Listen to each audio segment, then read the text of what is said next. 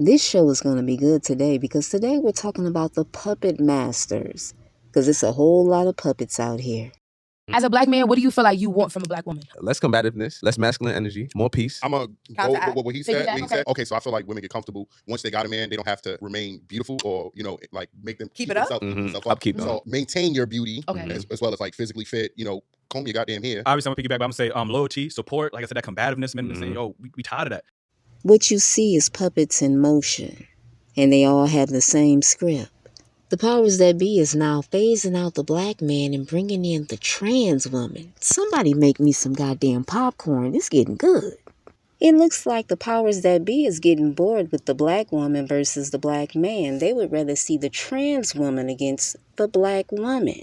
It looks like the black man is no longer needed. And more women are giving their opinion on black men. I just don't like black guys because they just I don't know. They're just too much. I just can't deal. I don't know, just the way they are, they're just too extra. I just didn't do that. I don't know. Imagine if I listen what a hater gotta say. I never give a broke bitch any time of day. You ugly when you jealous, bitch. Look at that face. I'm hot right now when you're not, okay? You big man, oh you big man. Got a big bag, popping big tags. All white Rover, yeah with that. What's going on, everyone? This is Star. Welcome to the channel. We're going to get right to it because I got to get ready for the Terrence Crawford fight. Now, let's talk about Jess Hilarious because she made the statements about trans women. And was she right? Absolutely. But I was surprised that she didn't take the conversation to the Breakfast Club. Is she already being silent? And let's keep it real. There is no surgeon in this country that can make you a man or a woman. That has already been decided by the Creator. If I put on a pair of Timberland boots and a cap, that doesn't make me a man. Even if I run to the best surgeon in the country and tell him to create me a penis, that still doesn't make me a man because man cannot do what God does. Amen. And then you got the trans woman saying, oh, women don't own periods. I didn't know it was a patent on the period. The last thing you want to do is argue with a trans woman because they're already going through some things mentally as far as self-identity, right? That's my opinion. The LGBT is a very protected class, so anything you say, you're homophobic. There are trans women that have cut off their penis and now regret it. Why do they regret it? I don't know. Maybe because they don't feel like themselves anymore. They're trying to be somebody else. People have every right to dress like a man or a woman. That's your business. But you can't force people to see you as the opposite sex. And then I saw men on TikTok laughing about this situation. Why are you laughing? Because now the black man's image is the trans woman. They don't need you anymore.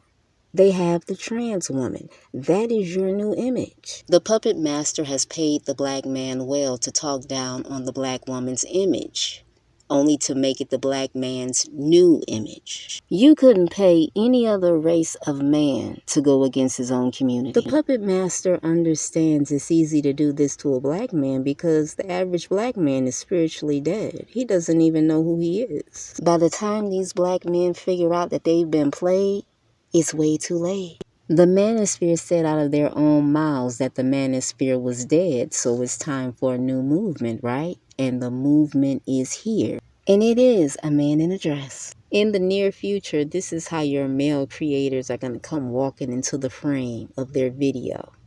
Yeah.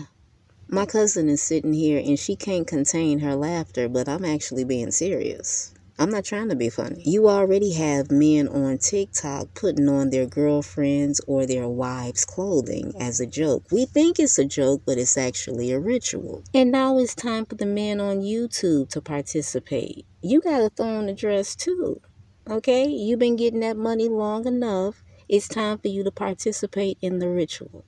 So you want to be a star? It's some things you have to do. That money comes with a price, baby. And I'm not saying anything new. People have been talking about this shit for years, about people doing rituals. And now it's finally hit YouTube. Well, actually, it's already hit YouTube because your biggest white stars on YouTube, the males that is, have worn the dresses and the makeup and the nails. And it's the men's turn on the black side. Who's going to break first? Because once they see the trans woman getting all the attention and nobody no longer cares about the manosphere, Somebody's going to break down and wear that dress, wear that pink outfit. It's coming. That's how the puppet masters do it. They get you used to that lifestyle, and then they snatch the rug from under you, and you have no choice but to bend. That's the game, baby. That's how it goes. That mortgage can't pay itself. Those property taxes can't pay itself. So what are you willing to do to be famous? What are you willing to do to be a star and make 6 figures a month? What won't you do is the question. Look at LeBron on this screen. He got all the money, the houses, the cars, everything. But his son just came out of ICU. Was it worth it? That money comes with a price, a hefty price. Bronny is already paying the price. He put all that work in on that basketball court. But then his body collapses on the court. Was it too much pressure? Too much pressure to be like his daddy? To be the future LeBron? Was it a health condition? We don't know the family's medical history. That could be a possibility. Or is it something sinister? Whatever it was, you can't reverse the clock. You can buy a lot of things with money, but you can't buy time and you can't buy health. Once your time is up, it's up. That's it. Who's next? You can make all these plans for the future, and right when you get to your dream, your destination, the tower starts falling, and ain't shit you can do about it but pray that you survive it. That's what you call life. It's unpredictable. You can't plan for the future because you don't know what the future holds. You don't know what God wants for you. Sometimes it's death. I'm sure LeBron James and his wife Savannah and Bronny sat down and tried to map out his whole future. And the universe said, no, no, no. Go have a seat. We still debating if we want you to be the star. I wish Bronny James a speedy recovery. I hope all his dreams come true and that he gets back to himself. Now let's get back to Jess Hilarious and her making the statements about the trans women.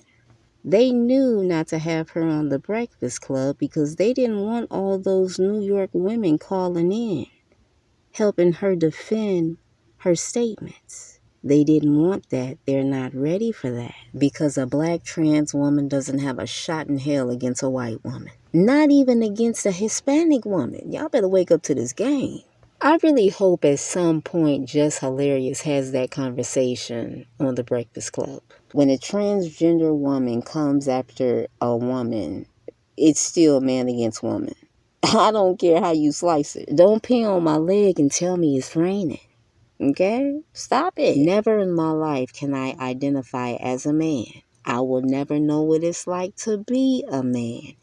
And that is the solid truth. I've spoken up on this subject. Now let's talk about the man who attacked the woman because she wouldn't say hello to him. Roll it.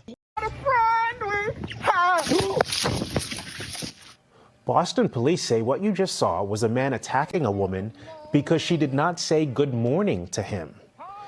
The two did not know each other. He only beat her up because he didn't have options. Men keep saying, oh, we have all these options.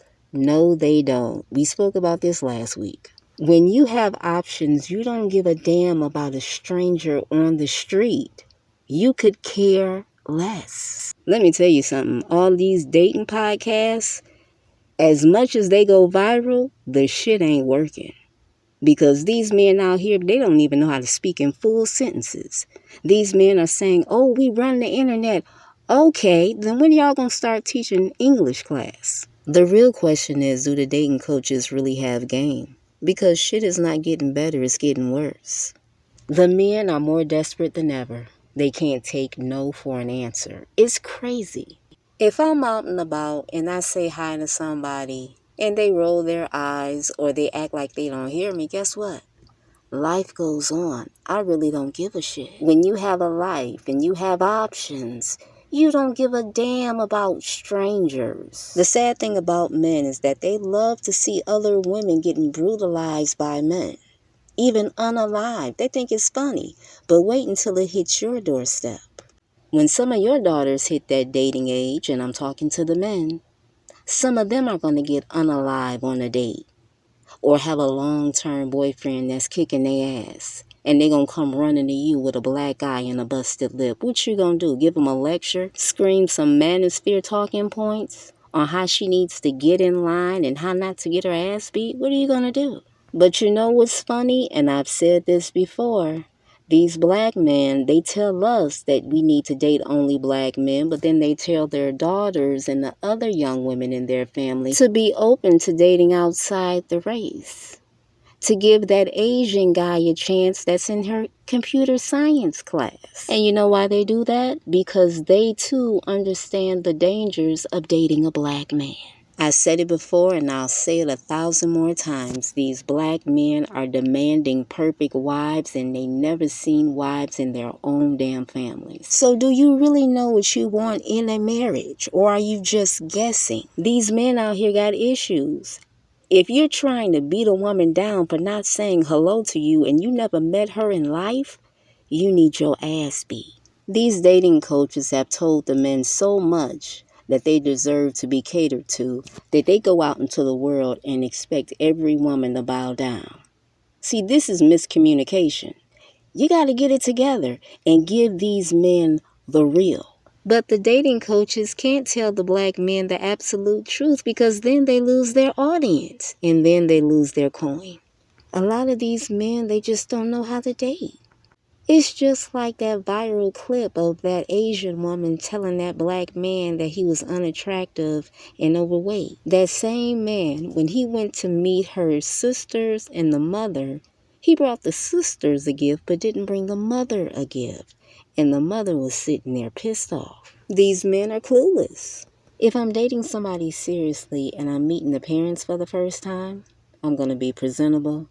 I'm going to bring the mother a cute little gift. And then I'm going to challenge her ass to a cook-off, because a lot of these guys' mothers don't know how to cook. The only way your mother beat me in the kitchen is if she's from the deep south and she cooks from scratch. Other than that, it's a wash. I remember when I went over to my ex-boyfriend's parents' house for dinner, and they were having steak and potatoes, and I thought, okay, that's an easy meal. This should be good. When I sat down and ate that steak, it tasted like it was sitting in the deep freezer for a good 6-7 months. I was pissed off. Like, how you gonna have a big-ass, beautiful kitchen and you don't know how to cook? Wait, is it time to go? All right, I gotta end it, guys. Good night. I'm Star. Thank you for coming to the channel. Good night.